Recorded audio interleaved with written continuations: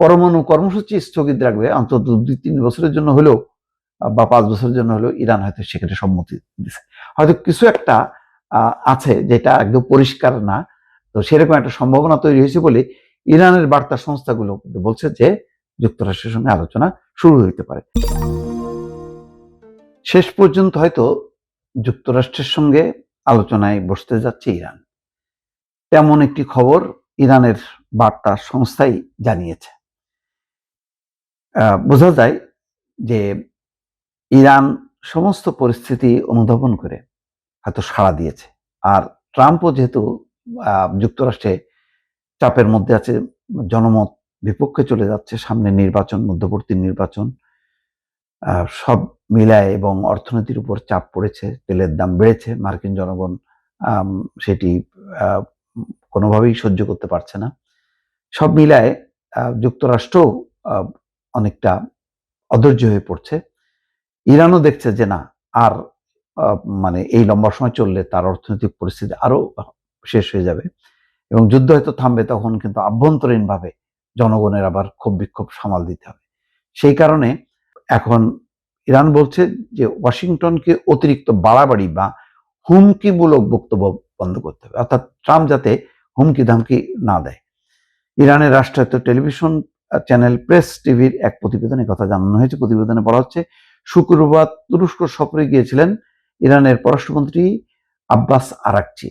সেখানে তুরস্ক, কাতার, সৌদি আরব, মিশর, ইরাক এবং আজারবাইজানের পররাষ্ট্রমন্ত্রীদের বৈঠকে যুক্তরাষ্ট্রের সঙ্গে ফের বৈঠকে বসার ব্যাপারে ইরানের অবস্থান স্পষ্ট করেন তিনি।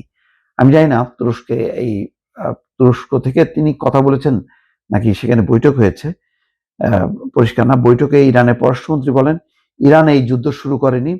যুক্তরাষ্ট্র যদি যুদ্ধবিরতি ভেঙে ফের হামলা শুরু করে তাহলে তা মোকাবেলার জন্য আমরা প্রস্তুত। তবে আমরা চাই যুক্তরাষ্ট্রের সঙ্গে আমাদের মতপার্থক্যগুলো সংলাপের মাধ্যমে সমাধান হোক।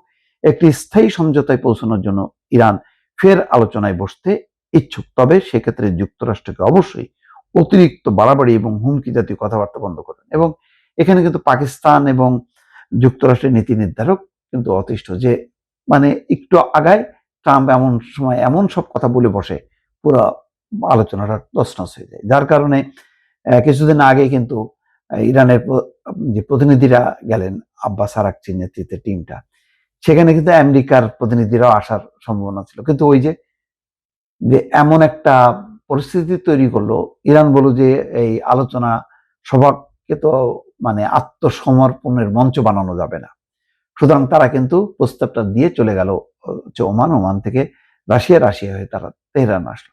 তো ওইটা বন্ডুল হয়ে গেল।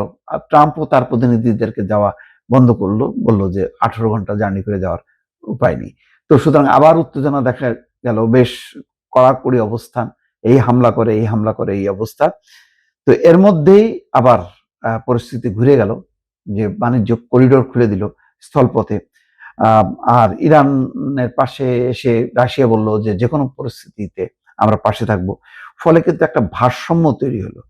টানা ইরানের পরমাণু প্রকল্প নিয়ে গত বেশ কয়েক বছর ধরে মতবিরোধের জেরে 28 তারিখে শুরু হয়, তারপর টানা 40 দিন শেষে 8ই এপ্রিল যুদ্ধবিরতি ঘোষণা হয় যুক্তরাষ্ট্র এবং ইরান। তার মানে এখন হুমকি ধামকি বন্ধ করলে আলোচনায় বসবে ইরান এবং চুক্তি করবে, এইটা বোঝা যাচ্ছে। সেই চুক্তি পরমাণু কর্মসূচি নিয়ে কতটুকু কি হবে এটা এখনো পরিষ্কার বোঝা যায়নি।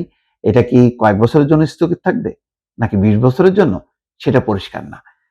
কিন্তু আমেরিকার আগ্রহ হলো যে পরমাণু চুক্তি নিয়ে একটা কমিটমেন্ট করুক, যে আপাতত না, এবং ইউরেনিয়াম হস্তান্তর করতে হবে, সেটা ইরান মানবে না, কিন্তু অন্তত পরমাণু কর্মসূচি স্থগিত রাখবে অন্তত 2-3 বছরের জন্য হলেও বা 5 বছরের জন্য হলেও ইরান হয়তো সেক্ষেত্রে সম্মতি দিচ্ছে।